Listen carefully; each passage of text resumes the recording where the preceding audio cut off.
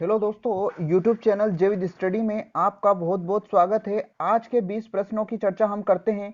ये जो 20 प्रश्न हैं MPPSC 2016 के पेपर से लिए गए हैं। ये प्रश्न सभी प्रतियोगी परीक्षाओं के लिए बहुत ही महत्वपूर्ण है। और आज की एक इन्फॉर्मेशन है कि आज जेल प्रहरी का नोटिफिकेशन जारी हो चुका है। तो अगर आपने जेल प्रहरी के नोटिफिकेशन के बारे में इंफॉर्मेशन चाहिए तो आई बटन पर उसकी लिंक दे रखी है, तो वहां पर सिलेबस आपको मिल जाएगा। नोटिफिकेशन के बारे में भी हम चर्चा करेंगे, जिसका वीडियो डालना बाकी है, जो वीडियो अगले 1 या 2 घंटे में अपलोड हो जाएगा। तो चलिए आज के 20 महत्वपूर्ण प्रश्नों की चर्चा करते हैं। आज का पहला प्रश्न है, शिवाजी के गुरु का नाम क्या था? शिवाजी के गुरु का नाम,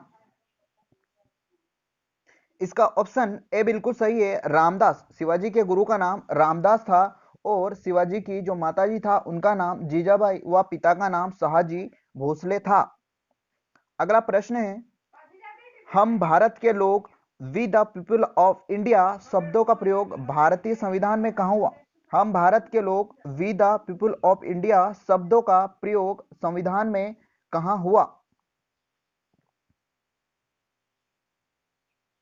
इसका ऑप्शन डी बिल्कुल सही है, भारतीय संविधान की प्रस्तावना में हम भारत के लोग शब्द का प्रयोग हुआ भारतीय संविधान की प्रस्तावना में। अगला प्रश्न है, भारतीय संविधान का संरक्षक किसे कहा गया? भारतीय संविधान का संरक्षक किसे कहा गया? इसका ऑप्शन सी बिल्कुल सही है, सर्वोच्च न्यायालय सुप्रीम कोर्ट को भारतीय संविधान का संरक्षक कहा गया। सुप्रीम कोर्ट भारतीय संविधान का संरक्षक। अगला प्रश्न है, बलवंत राय मेहता समिति ने किस प्रकार की पंचायती राज व्यवस्था की अनुशंसा की? बलवंत राय मेहता समिति ने किस की पंचायती राज व्यवस्था की अनुशंसा की?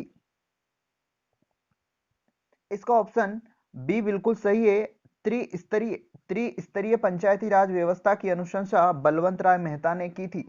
ये जो 3 स्तर थे, जिसमें ग्राम पंचायत थी, जनपद पंचायत थी और जिला पंचायत थी।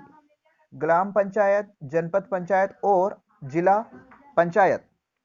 अगला प्रश्न है, वैज्ञानिक समाजवाद का श्रेय जाता है? वैज्ञानिक समाजवाद का श्रेय जाता है?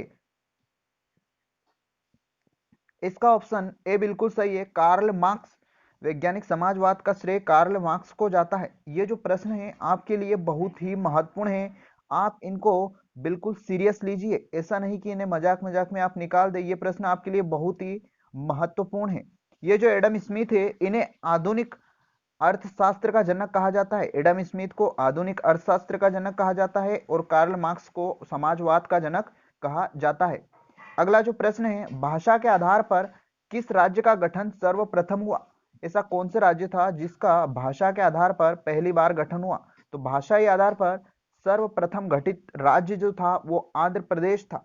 आंध्र प्रदेश राज्य की पहली बार गठन हुआ था भाषा के आधार पर, और इसका जो गठन हुआ था वो 1 अक्टूबर 1953 में हुआ था। याद रखिए, 1 अक्टूबर 1953 में आंध्र प्रदेश राज्य का गठन भाषा के आधार पर हुआ। एक व्यक्ति था रामुलु पोट्टिश्री, जिन्होंने आमरण अनशन प्रारंभ किया था। इनके मृत्यु के पश्चात इस राज्य का गठन किया गया था। अगला प्रश्न है, निकोलो कोंटी कौन था? निकोलो कोंटी, इसका ऑप्शन बी बिल्कुल सही है, इटली का एक यात्री जिसने विजयनगर साम्राज्य की यात्रा की। इटली का एक यात्री था जिसने विजयनगर के साम्राज्य में यात्रा करी थी। 1420 के लगभग इसने विजयनगर साम्राज्य में यात्रा करी थी। अगला जो प्रश्न है, क्रिकेट का मक्का किस मैदान को कहा जाता है? क्रिकेट का मक्का किस मैदान को कहा जाता है? इसका ऑप्शन ए बिल्कुल सही है, लॉर्ड्स। लॉर्ड्स जो क्रिकेट का मैदान है, इसे क्रिकेट का मक्का कहा जाता है। यह लंदन में स्थित है। याद रखिए, लॉर्ड्स क्रिकेट का मैदान लंदन में स्थित है, जिसे क्रिकेट का मक्का कहा जाता है। और ये जो ईडन गार्डन है, ये कोलकाता में है, हमारे भारत में। और ग्रीन पार्क कानपुर में, ग्रीन पार्क कानपुर याद रखिए, और ईडन गार्डन कोलकाता। और मेलबर्न क्रिकेट मैदान तो मेलबर्न में ही स्थित है। अगला प्रश्न है, फुटबॉल को ओलंपिक खेलों में कब शामिल किया गया? फुटबॉल को ओलंपिक खेलों में कब शामिल किया गया? इसका ऑप्शन ए बिल्कुल सही है, 1900 में। सन 1900 में फुटबॉल को ओलंपिक में शामिल किया गया, जो कि पेरिस में हुआ था। याद रखिए, पेरिस में 1900 में हुआ था, जिसमें फुटबॉल को पहली बार ओलंपिक खेलों में शामिल किया गया। अगला प्रश्न है, चटगांव आर्मरी रेड से इनमें से कौन संबंधित था? चटगांव आर्मरी रेड से इनमें से कौन संबंधित था? इसका ऑप्शन ए बिल्कुल सही है, सूर्य सेन। ये जो चटगांव आर्मरी रेड है, ये एक शस्त्रागार षड्यंत्र कांड था। शस्त्रागार षड्यंत्र कांड जो 18 अप्रैल 1930 में हुआ था। इसका मास्टरमाइंड जो था वो सूर्य सेन था। तो चटगांव आर्मरी रेड से संबंधित सूर्य सेन था, ये इस कांड का मास्टरमाइंड था। अगला प्रश्न है, वेवेल योजना किस वर्ष प्रस्तुत की गई थी? वेवेल योजना किस वर्ष प्रस्तुत की गई थी?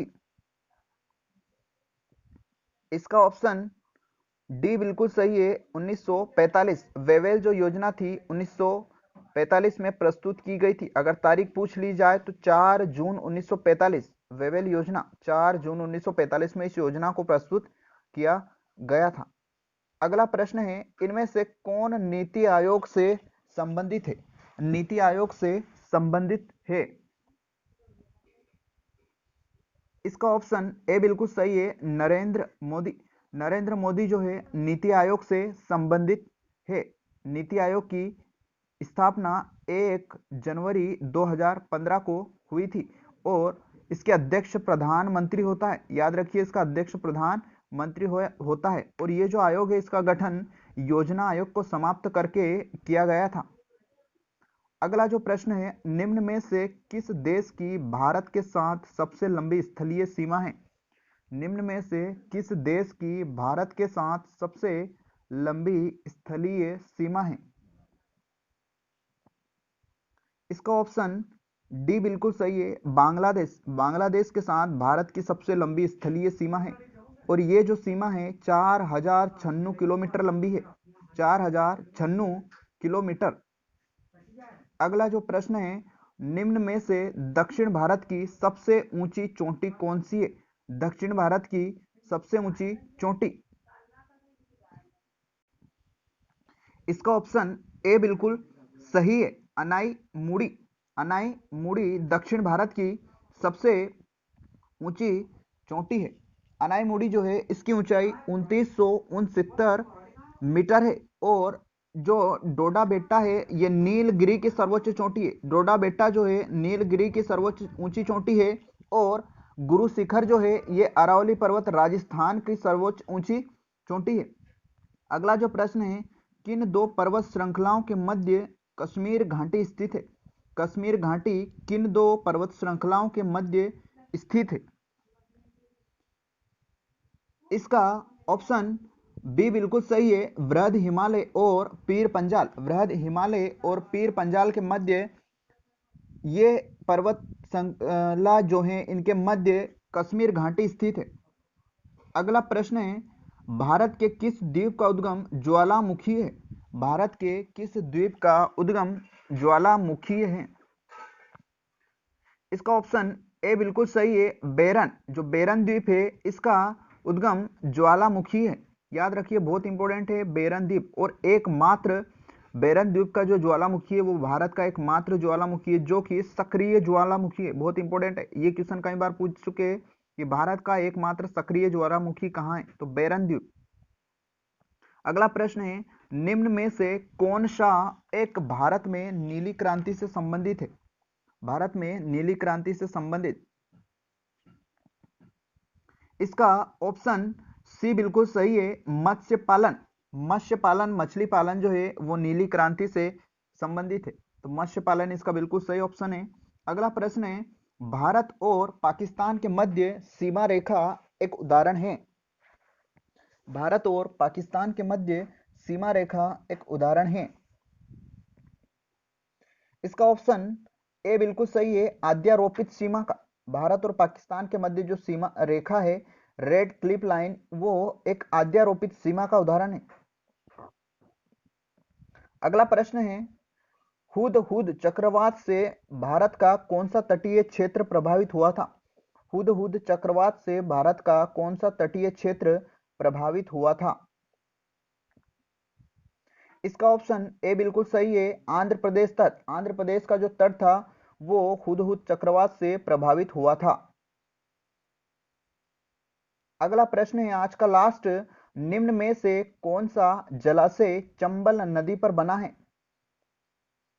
ऑप्शन बी इसका बिल्कुल सही है, राणा प्रताप सागर। राणा जो प्रताप सागर है ये चंबल नदी पर स्थित है, जो राजस्थान के चित्तौड़गढ़ में है। तो ये चंबल नदी पर स्थित है राजस्थान के चित्तौड़गढ़ में। तो ये हो गए दोस्तों आज के 20 महत्वपूर्ण प्रश्न। इन प्रश्नों को आप बिल्कुल अच्छे से याद कर लीजिए। अगर ये प्रश्न आपको अच्छे लगे तो वीडियो को लाइक जरूर कर दीजिएगा। आज का होमवर्क रहेगा जिसका आंसर आपको कमेंट बॉक्स में जरूर बताना है। नीति आयोग के वर्तमान अध्यक्ष कौन है? नीति आयोग के वर्तमान अध्यक्ष कौन है? राजीव कुमार, उर्जित पटेल, नरेंद्र मोदी या अमित शाह?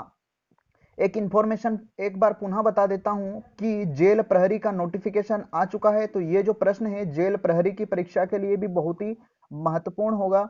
तो आप इन प्रश्नों को कंटिन्यू देखिए। जेल प्रहरी का अगर आपने सिलेबस नहीं देखा है या सिलेबस के बारे में आपको जानकारी चाहिए तो डिस्क्रिप्शन बॉक्स में भी लिंक दे रखी है और आई बटन पर भी उसकी लिंक दे रखी है। तो आप वीडियो को देख लीजिए ताकि आपको जेल प्रहरी की जानकारी मिल जाए। तो चलिए मिलते हैं कुछ महत्वपूर्ण प्रश्नों के साथ अगले वीडियो में। इसी के साथ मैं विदा लेता हूं। जय हिंद, जय भारत।